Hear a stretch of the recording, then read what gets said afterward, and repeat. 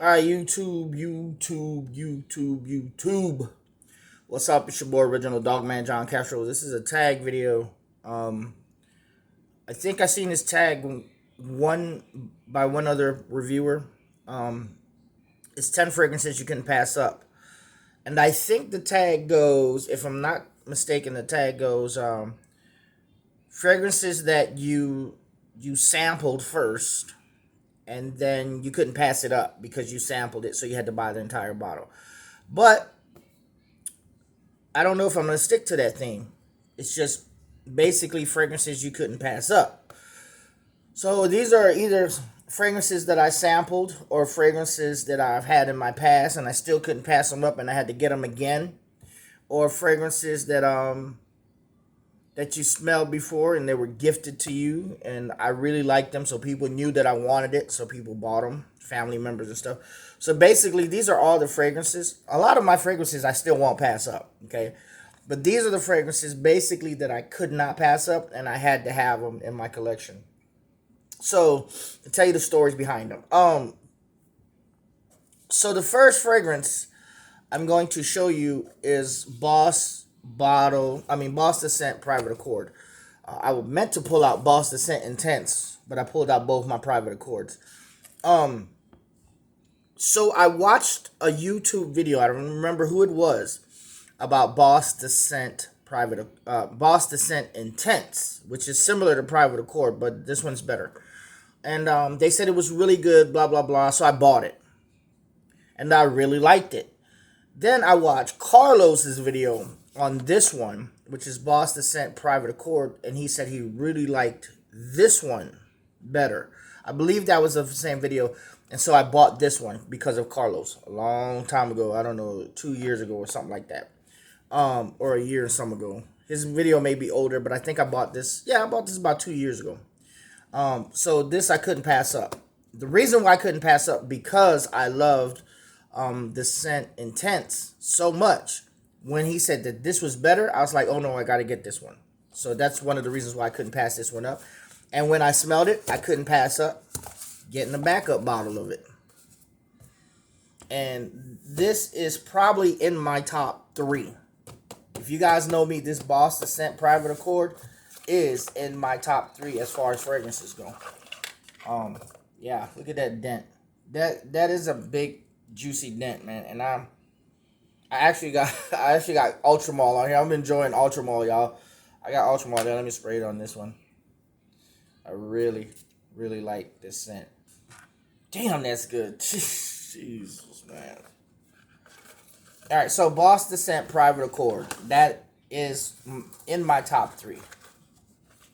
All right, so the second one that I will not ever pass up, and it's only because my mom bought it for me when I was younger, is Beverly Hills Pour Homme, and because I really actually love this scent. And it's a $20 fragrance, and it is really good. I used to pay for it back in the day. The juice used to be greener, but this is still an 8-hour fragrance. I know this for a fact because I've been wearing this. Oh, I don't want to spray. This is the new bottle. I got another bottle in there, but yeah, this is a man's fragrance right here. This is a good sweet patchouli masculine fragrance, and I love this one. Out of all my men's fragrances that I love, I think I like this one the most, even more than the new Polo. The new Polo is not like it used to be. It's a little different, and I wish they'd bring back the old formula. But this right here, this is the shit. Even though it's reformulated, it's still really, really good. I wish I can get my hands on an older bottle. Would like to have an older bottle, man. Even if I did have the older bottle, I'll probably run through that because I run through these things like crazy. A Giorgio Beverly Hills Pour Homme for Men.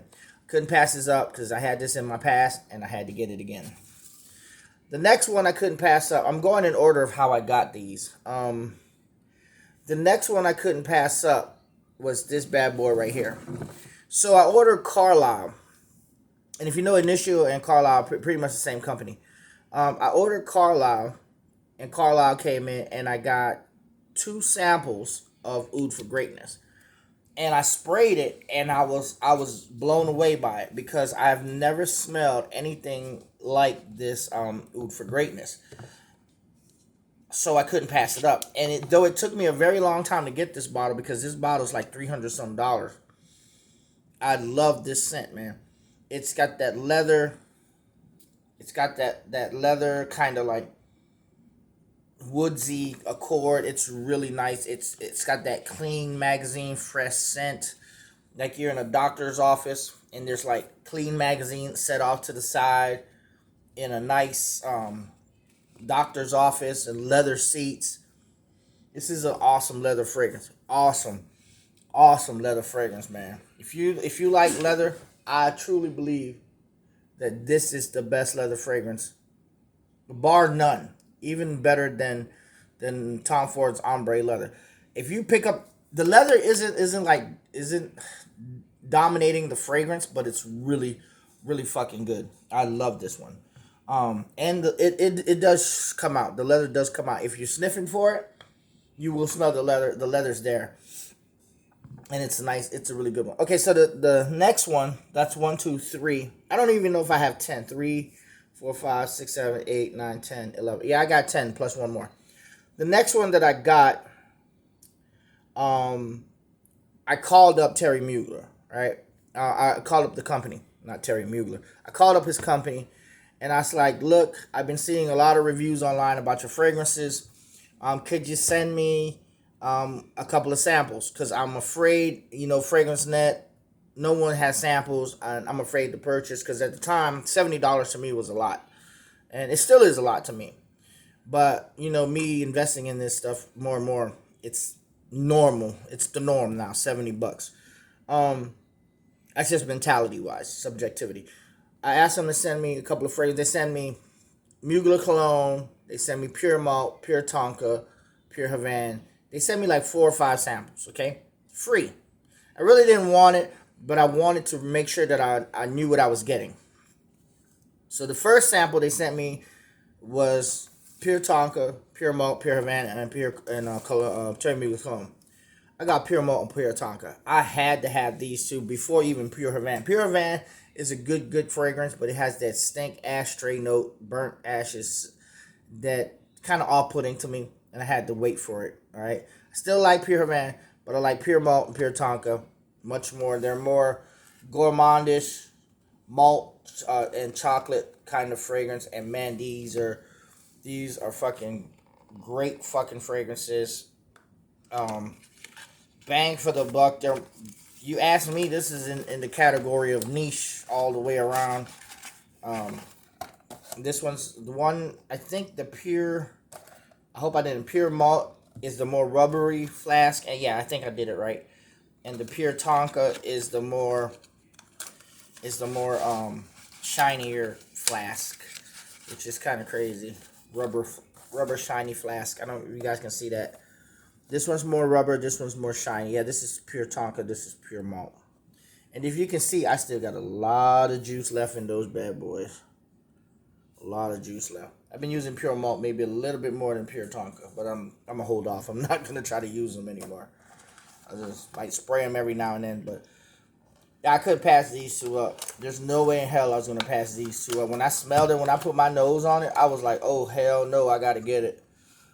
And I got it. I only need, the only thing I need to finish up my Terry Mugler collection, honestly, is Pure Van, and I got the best of the best out of the Mugler collection. I truly believe that besides Ultra Zest, and I really don't care for Ultra Zest. I got so many zesty, citrusy fragrances in my collection. The hell with Ultra Zest and being discontinued, paying $300 for that shit. I don't have to have that. All right, so the next two fragrances that I bought was because I seen a lot of reviews and I did my research on Chanel Allure Sport or Extreme. I actually purchased this. When I purchased this, I wasn't expecting anything else but just the fragrance. They sent me, as you guys know, if you guys order from Chanel, the website Chanel, because it's the only place you can pretty much get it from, is Chanel website. If you order Chanel Allure Sport or Extreme or any Chanel, they will send you 2 complimentary samples. The first sample that they sent me was Bleu de Chanel. They sent me Bleu de Chanel, EDP, and Bleu de Chanel Parfum. Those two is the first 2 that I got. I smelled them both, and I was doing research online, and they said that the Parfum doesn't last long. Okay? I sprayed the parfum on me, and it was true. It does not last long. The EDP does last a little bit longer. So I went and purchased the EDP. The parfum smells better, but the EDP still smells damn good. And I decided I wanted something that lasts a little longer, and I got the EDP. So I couldn't pass this up. I smelled the sample. I really liked it. I couldn't pass it up. $155 right off the bat. So then my second bottle, I actually have 3 bottles of this. I actually bought 3 bottles of this. My second bottle I got because I wanted a backup bottle. Chanel Orange Sport. I requested, well, yeah, you requested, and you get complimentary. They give you a list, and you check off which one you want. I got Platinum Eagle East, and I think I got Allure. No. The second one I got Platinum Eagle East, and what was it? And I think another Blue Day Chanel. Then the third one I got Edition Blanche. That's what I got, and then I got a woman fragrance. When I smelled this, I had to have this one. Okay, so that's how come I ended up with these 2. I couldn't pass these 2 up. This one especially, man. This one is awesome. That lemon zesty, kind of like a lemon meringue pie feel vibe. This is it. Awesome. All right, so then the next one was from DB. DB sent me a couple samples. And he sent me Clive Christian X. And it smelled like this nut on my island that I used to smell all the time, and I couldn't pass this by. This is not for everybody. This is something that I could not fucking pass by because it reminded me of my childhood. It reminded me of an island smell. It reminded me of a what was called a beetle nut. This is beetle nut juice in a fucking bottle. This is this is a Clive Christian X clone, but this is very, very fucking unique. And I fucking love this scent, man. I really do. This reminds me of my childhood, and it brings back all those memories of me being on the island. So I couldn't pass that one up. It's another one I couldn't pass up. Now the next one I'm gonna bring up is something from my past, and you know I was gonna get it. Started collecting again. Polo. I had to get it. I couldn't pass that up. This is a staple in any collector's collection. Is this polo green. I wore this when I was a kid. My brothers wore this. My stepdad wore this. My cousins wore this. Everybody wore this. And it's reformulated. And I'm going to be real honest with you. At first, I thought it really wasn't much of a difference. And it's still kind of close to the original polo. But it's still, I think that they need to work on it, honestly. It still smells good. But I want the original polo. I gotta have that original polo, man. Because this one here, it's still close, but not close enough. Not close enough to me. So that's another one that I couldn't pass up with my polo green. Now the next one, I've always smelled at a department. And whenever I go, I fucking just put my nose on it and smell it. And I've always wanted it, but I have a problem with Yves Saint Laurent. I have a problem with Yves Saint Laurent because though you guys may think it's petty, it's just me and my morals and my ethics, okay? I gotta hold a certain code within myself. But family members, they see what you want, they watch your videos and shit. And I was gifted this, so though I wasn't gonna buy it, I still, in my mind, I was probably gonna pick it up sooner or later, and so I couldn't pass it up. Yves Saint Laurent EDP, YSLY EDP. So these are my fragrances that I couldn't pass up. After smelling them or after owning them in the past, I couldn't pass these up. All right. I think this is a pretty decent collection of things that I wouldn't pass up. And I'm happy to show you guys these because, if you guys are looking for some awesome fragrances, I'd say about 80 of these would be mass appealing. 80% of what I'm showing you here would be mass appealing. Everything here except for DB's Clive Christian X, this is a special scent. This will grow on you. And maybe even the Oud for Greatness may not be for some people because it's a leather fragrance. But the rest of them are sweet. Oh, the Polo. Yeah, some people don't like this Polo. So, I'll put these 3 on the side here. All right, but everything else here. The pour-on is masculine, but it's still mass appealing. I know a lot of people like this. When they smell it on me. Terry Mugler's, Chanel, Boss, and my other Chanel's, and my YSLY. So with that being said, this is my video tag. Who do I tag? Open tag, but I'm still gonna tag people. Tyrone, I guess, if Tyrone hasn't done it. Aussie Fragrance. Barry from Centralized, he tagged me in the video before. I think I got to do that tag. There's tags that I haven't done yet. DB, Trey Sense, Cheap Sense, Naps and Nurture, though I think he's already been tagged in this by Masked Man. Cedric, if Cedric wants to jump in. Who else I'm going to tag? JP Frags, been watching him lately. Manuel's House of Aromas. Who else do I want to tag? Look, I don't want to leave any of y'all out, period. I really don't. Feel free to do the tag. I'm calling every last one of y'all. If you ask and you want to do the tag, say Dog Man to fucking tag you. I tagged every last one. I tag all of y'all. If you know me and I know you, you tagged. Alright? Do the tag, man. The more people do the tag, the more people do each video and tag each other. Hey, happy birthday, man. We all get to network. Fuck the algorithm. The algorithm is fucked up. Peace the hell out.